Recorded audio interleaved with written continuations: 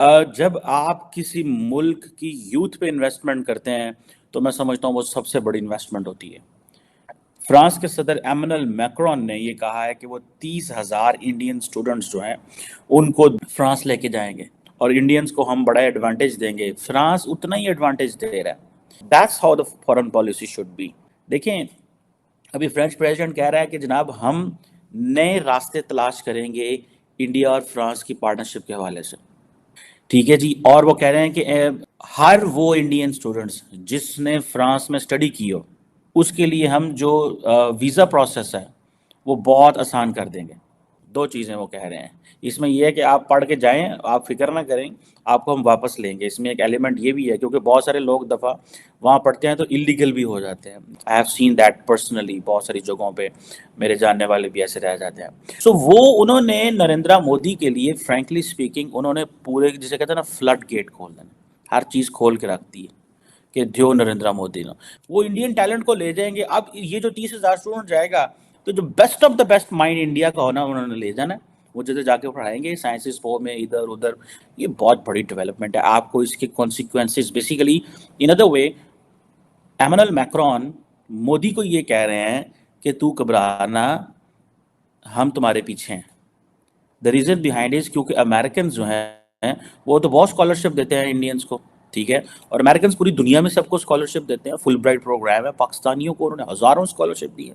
तो बहरहाल ये एक देखें कि उन्होंने बेसिकली नरेंद्र मोदी के पीछे हाथ रखा है। Narendra Modi basically wanted to give a message to Joe Biden कि भाई अगर तुम हमारे नहीं आ रहे इस पे तो ठीक है, मेरे पास जो यूरोप का सबसे तगड़ा प्लेयर है वो मेरा पार्टनर है। तो दैट्स हाउ। एंड देन आप पिक्चर्स देखें वो किस तरह घूम रहे हैं और वो मिल रहे हैं तो आपको पता चलेगा कि एक्चुअली आपको रिलेशनशिप की नोयत का पता चलेगा।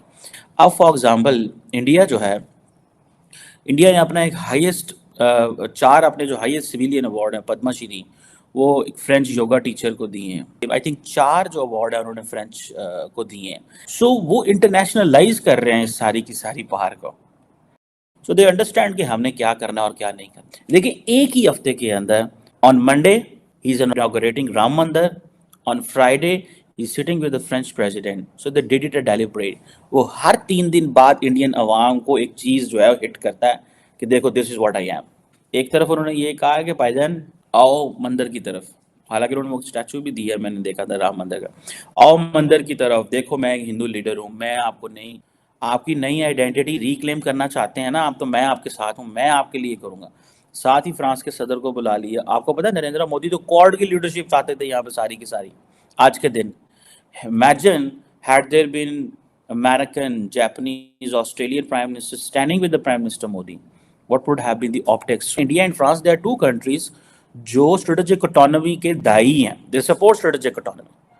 Neither Americans can coerce us, nor the Europeans, nor any other country can coerce us.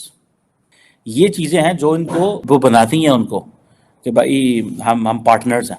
जरा आप डील्स तो देखिए, आप मुआहदे तो देखिए कि इस रिपब्लिक डे पर इंडिया के जो एग्रीमेंट्स और जो बड़े ये हो रहे हैं उसमें 6 nuclear plants, 26 French Rafale fighter jets and 3 submarines. ये तो अभी सामने की बात है। इसके अलावा जो इकोनॉमिक डील्स हैं जो कार्ड पर हैं इकोनॉमी के लिए, उसमें कौन कौन से बड़े एग्रीमेंट्स होंगे वो हमें कुछ ही देर में, चंद घंटों में पता चलेगा, क्योंकि अभी वो 2 डे विजिट पर हैं और आज सारा दिन जो है वहां पर ये सब चलता रहेगा। उसमें हम देखेंगे कि जो मिनिस्टर्स के बीच और एमओयूज जो साइन हुए, जो एग्रीमेंट साइन हुए, उसके बाद हमें यह पता चलेगा कि कौन कौन सी ऐसी बड़ी इकोनॉमी की डील्स हुई हैं और कौन से मुआहदे हुए हैं। इसके अलावा ये तो आप कह सकते हैं कि डिफेंस एक एग्रीमेंट्स है। तो सिर्फ यही नहीं बल्कि इंडिया में ट्रांसफर हो रही है टेक्नोलॉजी, ये सबसे बड़ी बात है।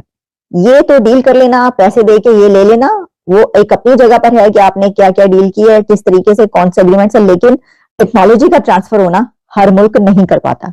वैसे तो ये भी हर मुल्क नहीं कर पाता जो वो कर रहे हैं, ये जो है रोड शो करना, किसी भी बड़े लीडर को लेके, कोई यूरोप का लीडर आता है उसको भारतीय वजीर आजम नरेंद्र मोदी के साथ लेकर जीप में निकलते हैं और जीप में जो है वो रोड शो होता है और फिर उनकी आवाम भी उसको उसी तरीके से सेलिब्रेट करती है। तो देखिए ना, पाकिस्तान में ऐसा सोचा जा सकता है? मुझे बताइए कि हम प्रेसिडेंट मैक्रोन को बुलाएंगे और वहां पर जो है रोड शो करेंगे। वो आज भारत के अंदर एक आपको पता है इम्पोर्टेंट डे है, रिपब्लिक डे मनाया जा रहा है।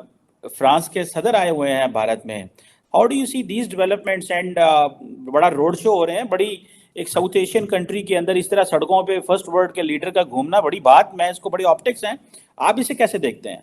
चीमा साहब, मैं इसको जो दौरा हुआ है एनुअल मैक्रा का, इसको मैं बड़ी डिटेल के साथ देख रहा था। एक तो मोदी साहब की स्ट्रेटेजी, जो कि मैं समझता हूं बड़ी अच्छी स्ट्रेटेजी है, कि वो न्यू दिल्ली में नहीं रहते, अब लेके लोगों को बाहर जाते हैं, जिसकी मैं मिसाल ये देना चाहूंगा कि ट्रंप साहब को अहमदाबाद ले गए थे, यूए वाले जो शेख साहब थे उनको वो गुजरात ले गए थे, जापान वालों को बनारस ले गए थे।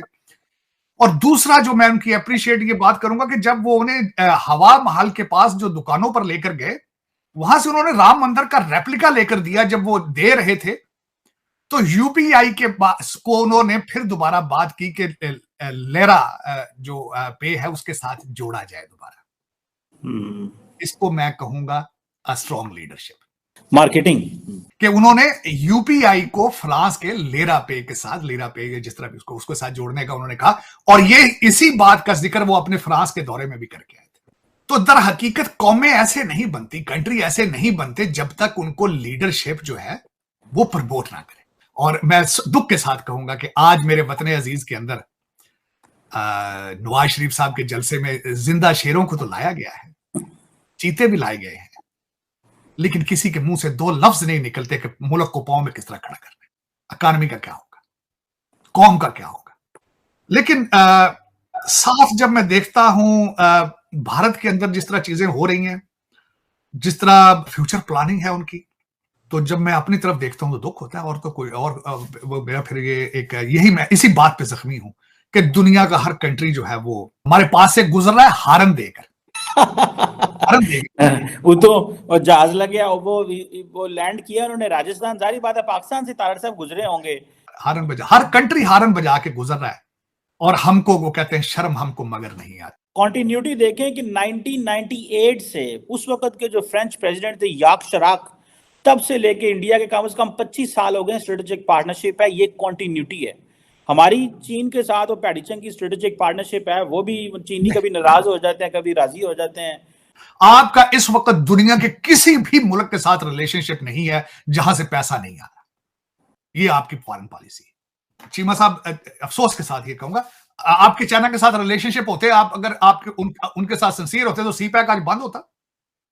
आप उनके लोगों को उठा के उनसे रैंसम पैसे लेते।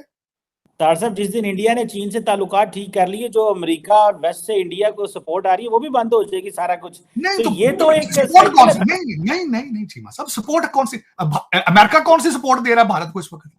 तार साहब, वो जो आप तो आईएमएफ से ले रहे हैं, उनका तो ट्रेड 191 बिलियन है। डिजिटल पेमेंट्स की एक आज रिपोर्ट जारी की है, जिस रिपोर्ट के मुताबिक जितनी पेमेंट इंडिया 1 महीने में करता है, उतनी पेमेंट अमेरिका 3 सालों में करता है। आप मुझे बताएं कि ये किस तरह से रेनोवेट हो जाती कोई चीज़, कोई इंडिया एक टाइम के अंदर हमारे बराबर की कंट्री था, आज कहाँ चला गया वो? भाईजान, बात ये है कि सबसे पहले तो उन्होंने इस पे वर्किंग की है, और उनके research and development R&D sections जो हैं उनके, वो इस पे वर्किंग करते हैं, हर सेक्टर में उन्होंने ग्रूम किया है। ठीक है ना जी, वो अपना इन्वेस्टमेंट इसी वजह से उन कंट्रीज़ में होती है, उनकी एक पॉलिटिकल स्टेबिलिटी है। ठीक है ना, वहाँ पे उन्होंने अपना पूरा अप्लाई किया है। एजुकेशन सेक्टर आप उनका उठा के देख लें, आप उनका R&D सेक्शन देख लें, हर चीज़ पे रिसर्च कर रहे हैं, जो पाकिस्तान में जो है आप सोच भी नहीं सकते इस हवाले से कि आप उलझे हुए हैं रोटी पानी के चक्कर में, आपको इतना नीचे गिरा दिया हुआ है, आपकी स्टेबिलिटी नहीं है कंट्री के अंदर, आप सोच ही नहीं सकते उस लेवल पे जिस लेवल पे वो कंट्रीज चल रही हैं इस वक्त।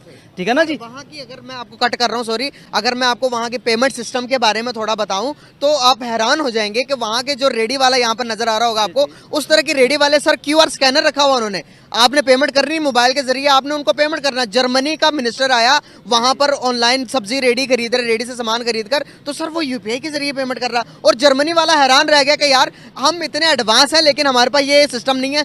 भाईजान ये देखें ना, ये तभी मुमकिन है कि जब आप अपने लोगों को जो है अकोमोडेट करें या फैसिलिटेट करें। जो रेडी वाला है उसको आप कह रहे हैं कि ये वो बहुत आगे निकल चुके हैं, लिक्विड पेमेंट पे तो वो अब इंसान नहीं कर रहे, डिजिटलाइज पेमेंट्स पे आ गए हैं, डिजिटलाइज हो गए हैं। उन्होंने अपने लोगों को जो है एजुकेट किया है, उनको कन्वे किया है, जो भी उनके पास फैसिलिटीज मौजूद हैं उनको उन्होंने स्प्रेड किया है। लोग इसीलिए वो इस्तेमाल कर रहे हैं अपनी चीज़ों को, क्योंकि उन्होंने वहाँ पे बना के उनको सेटअप दिया है। देखें जी, पड़ोसी आपके जो हैं वो आपसे बहुत आगे निकल चुके हैं, इंडिया, बांग्लादेश और अफगानिस्तान। ठीक है जी, आपके जो नेबर था जिसके साथ आपका मुकाबला था इंडिया के साथ, वो तो अब आपको